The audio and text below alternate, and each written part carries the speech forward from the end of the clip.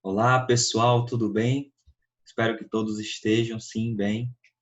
Meu nome é Jadismar, sou professor de filosofia e vamos dar continuidade aos nossos estudos, mais especificamente ao estudo da metafísica, como nós já iniciamos, certo?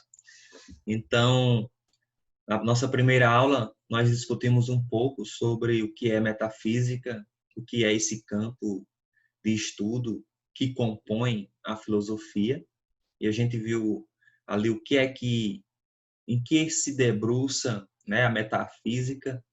E agora a gente vai dar continuidade e fazer um passeio ali pela filosofia, mostrando, né, a metafísica ali para diversos autores, como, por exemplo, Platão, Aristóteles, e também a metafísica presente no mundo mais moderno, né, o que nós chamamos de mecanicismo.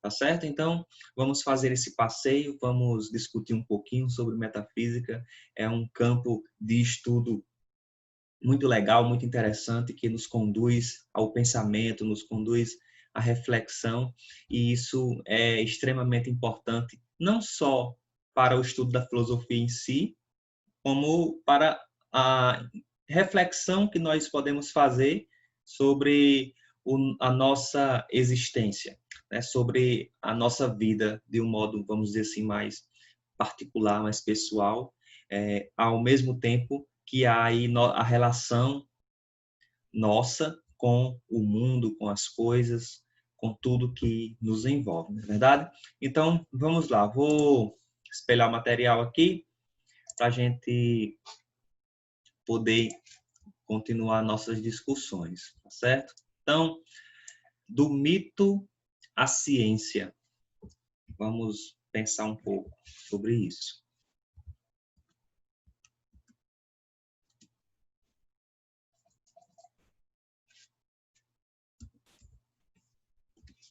Então, na verdade, a palavra metafísica, ela foi pronunciada a primeira vez por esse rapaz Andrônico de Rhodes. Ele é bibliotecário, né? E quando Aristóteles morre, deixa um acervo muito grande com suas obras que tratam sobre política, sobre ética, estética e também sobre metafísica, óbvio.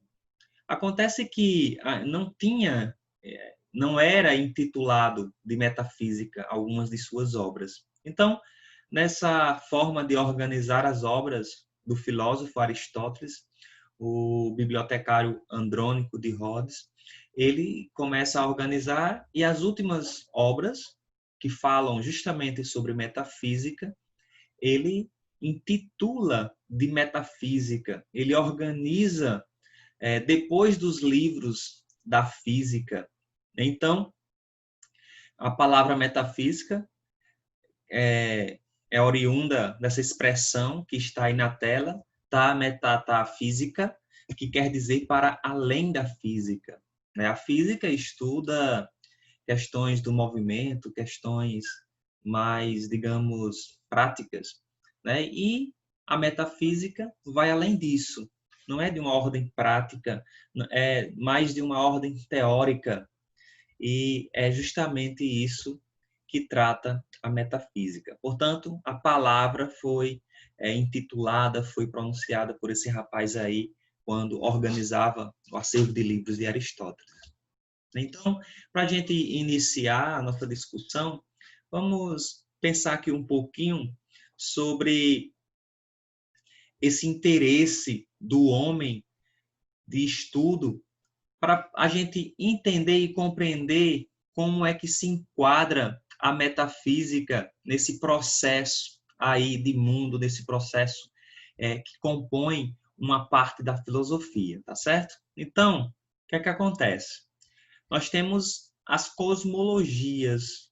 Quando surge a filosofia surge como uma cosmologia, ou seja, a busca pelo estudo, pela compreensão da natureza, pela compreensão do mundo. aquele interesse do homem de querer saber como tudo começou, né, se debruça primeiramente sobre o mundo. Como é que tudo começou? Como é que tudo surgiu?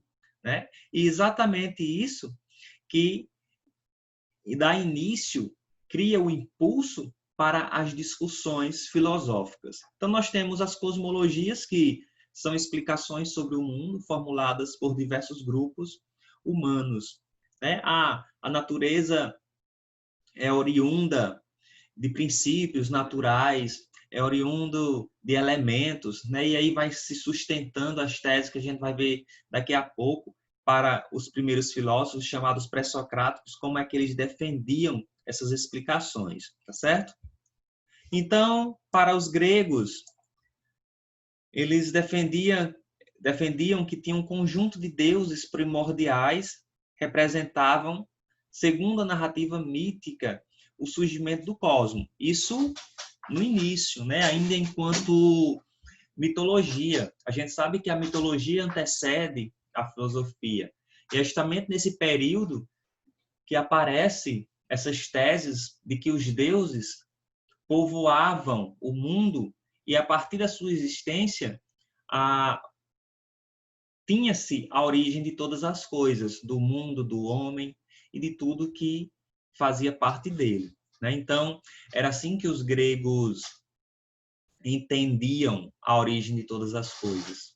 E esse entendimento era a partir do mito. Em seu significado original, o termo mito refere-se às narrativas e ritos tradicionais pertencentes à cultura de um povo, que utilizavam elementos simbólicos para explicar a realidade e dar sentido às suas vidas. Então, a partir desse pensamento mitológico sobre o mundo, né, que tudo tem seu início, que há os primeiros questionamentos, as primeiras perguntas sobre a origem do mundo. Acontece que essa forma mitológica de explicação do mundo, ela vai enfraquecendo. E à medida que há o enfraquecimento do mito, há o surgimento de uma nova forma de pensar. Vai surgindo o pensamento racional. É onde aparecem as discussões filosóficas. E essas discussões filosóficas, como eu disse, elas iniciam como cosmologias. São as primeiras metafísicas, né? De querer entender, de querer compreender como tudo começou, como o mundo surgiu, de onde nós viemos. Enfim, a origem, né? A origem do mundo, a origem de tudo. Então, começa a partir das cosmologias. Tudo bem, pessoal? E as primeiras cosmologias? Né? Como eram identificadas? Então, a nova tendência era buscar argumentos baseados na observação do mundo natural e no uso da razão para formar um sistema coerente de concepções. O que é que acontece? Os primeiros filósofos, eles queriam e romperam com a mitologia, na verdade, iniciando aí uma nova forma de pensamento, no caso, o pensamento racional, e eles mudaram aí a forma de pensamento. Antes de cosmogonias, ou seja, explicações oriundas dos deuses, para agora cosmologias, estudo do cosmos, estudo da natureza. Se antes as explicações eram fundamentadas a partir da existência dos deuses, com a cosmologia, a explicação é fundada em elementos físicos, em elementos naturais.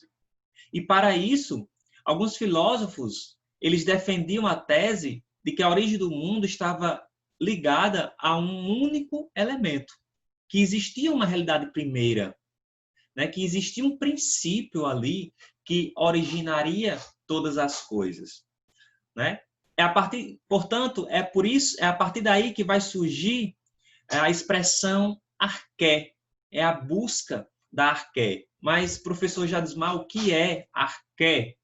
Arqué quer dizer que um elemento primeiro, o primeiro elemento. E é justamente esse primeiro elemento, defendido pelos primeiros filósofos, que vai dar origem a todas as coisas.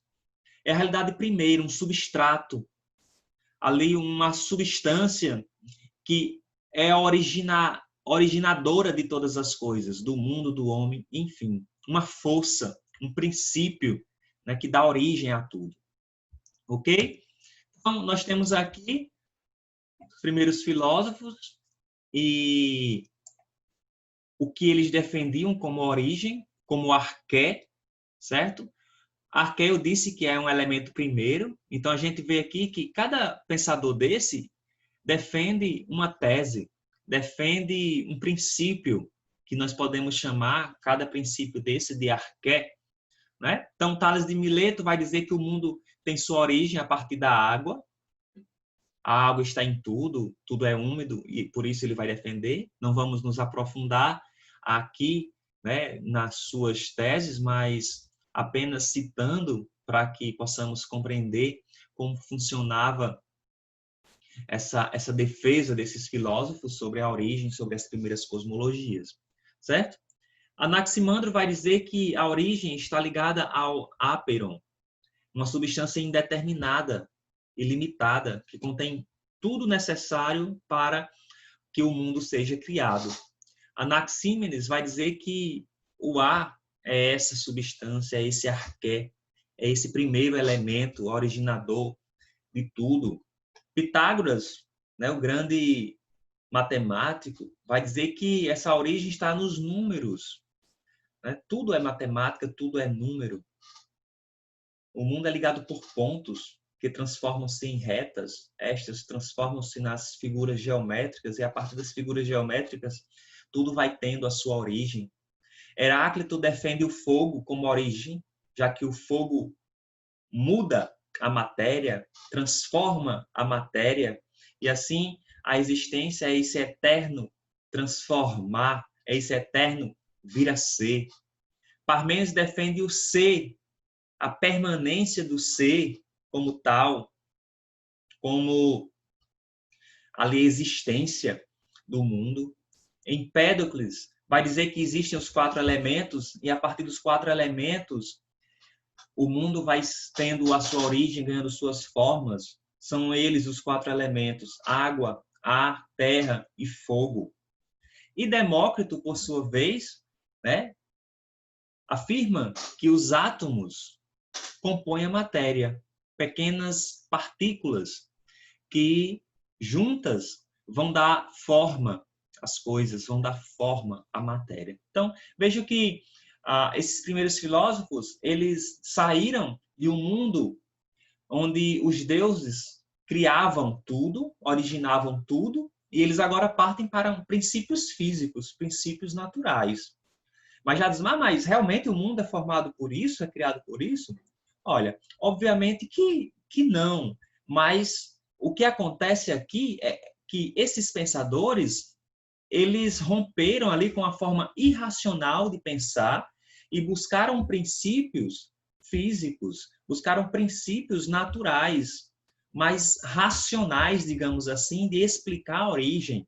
Então, deram um grande passo nessa busca de desenvolver respostas para saciar o interesse do homem, de explicar como é tudo começou, como tudo tem sua origem. Então, na verdade, o fato não é que eles fizeram a grande descoberta de dizer como tudo começou, mas é o fato de romperem com uma mitologia, ou seja, um pensamento irracional, para buscar em elementos naturais, físicos, essas respostas de uma forma bem mais racional. Tudo bem? Compreendido, pessoal, até aqui? Então, vamos lá.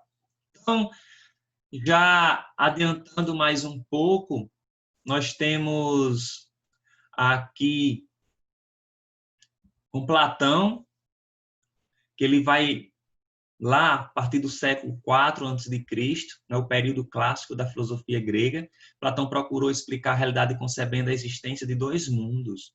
Platão vai dizer que tudo é uma ideia, tudo está no mundo das ideias. E ele vai dividir a realidade em 2, o mundo sensível, o mundo inteligível.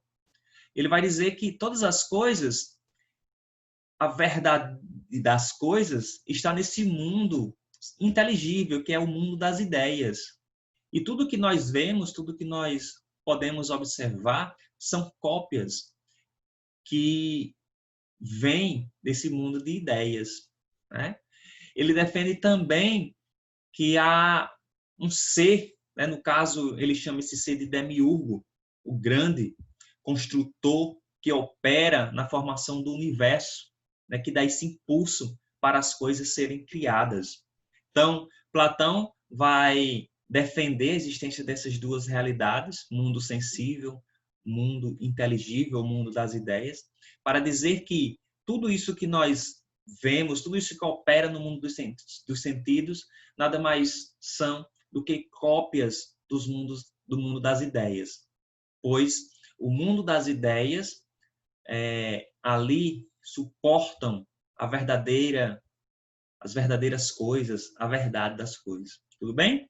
Aristóteles, por sua vez, afirma que em todas as coisas haveria dois princípios inseparáveis: a matéria e a forma. A matéria como aquilo que é indeterminado, é a forma determinada. Ora, ele vai dizer que tudo é matéria.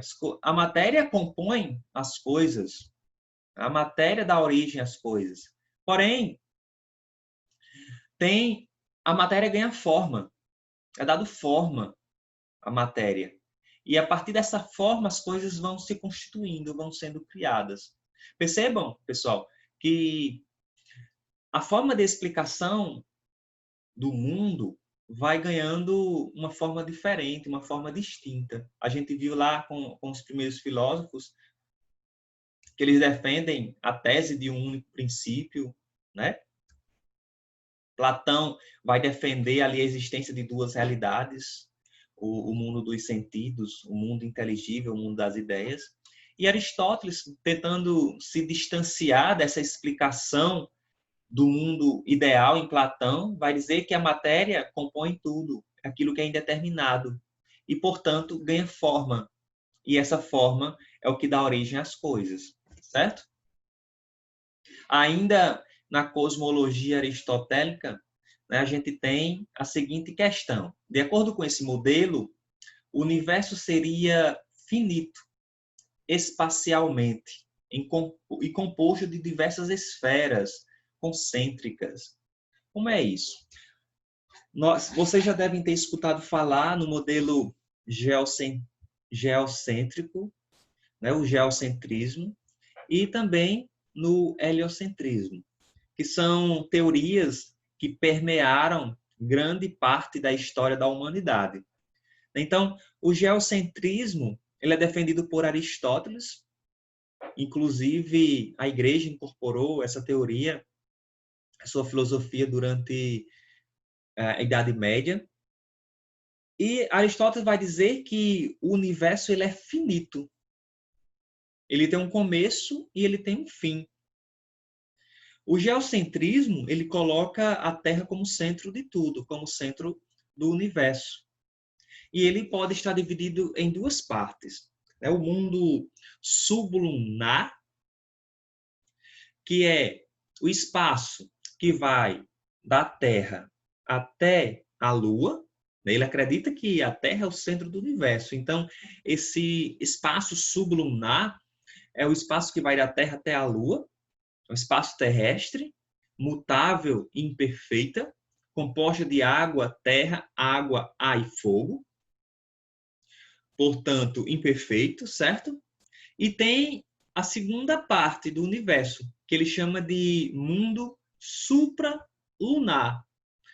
É a parte celeste, né? A parte do imutável, a parte perfeita do universo, composta de éter, onde habitam os deuses.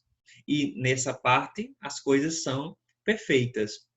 E vai chegar a um extremo onde não existe mais nada. E o universo vai acabar exatamente ali. Ocorre que nós sabemos que, posteriormente, essa tese de Aristóteles ele vai ser desconstituída, sobretudo por Copérnico, né, com Galileu Galilei, em que ele vai dizer que a Terra não é o centro do universo. E aí aparece a outra tese, o heliocentrismo, que coloca o Sol como centro do universo. Né? E, posteriormente, nós sabemos que o universo não é apenas o sistema solar, não é a Via Láctea, mas é muito mais extenso, em que o Sol, possivelmente, provavelmente, né, não é o centro do mundo, não é o centro do universo. Mas são teses que esses filósofos defendiam e que fugiam, né, de uma explicação mitológica, de uma explicação de fantasias imaginária, mais baseada em princípios mais racionais, mais físicos, né? Enfim.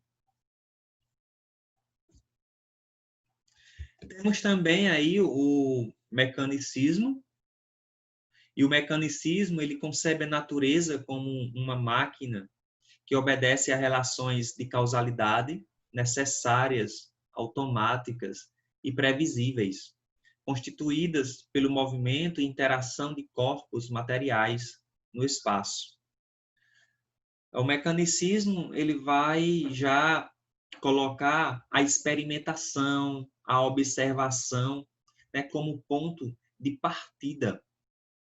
Não é mais uma filosofia totalmente teórica, né, mas coloca o mundo mesmo como uma máquina, como uma causa, algo causado. Então, temos esses princípios aí que faz parte dessa tese, a observação, a elaboração de hipóteses, a realização de experiências. Isaac Newton, o famoso Isaac Newton, vai falar da matematização da natureza, a experimentação. Então, aos experimentos, à comprovação, e tudo isso coloca o mundo como uma máquina, como algo causado, como causa, né? E isso compõe o que nós chamamos de mecanicismo. Tudo bem, pessoal?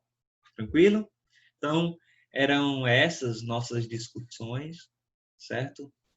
Foram retiradas dessas obras aí da Marilena Chauí e de Gilberto Coutrin, certo? Tenho aqui minhas redes sociais, meu canal no YouTube, quem puder acesse, né? Se quiser se inscrevam lá e assistam outras aulas que tem sequenciais de filosofia, de sociologia. Tenho certeza que nós podemos manter essa interação mais vezes, tá certo? Então, é sempre um prazer poder partilhar, poder discutir um pouquinho sobre filosofia. Estudem, vão lá, discutam, que essas informações possam também contribuir na vida pessoal de cada um, tá certo? Então, bons estudos e estamos juntos e um bom dia para todos. Tchau, tchau, pessoal.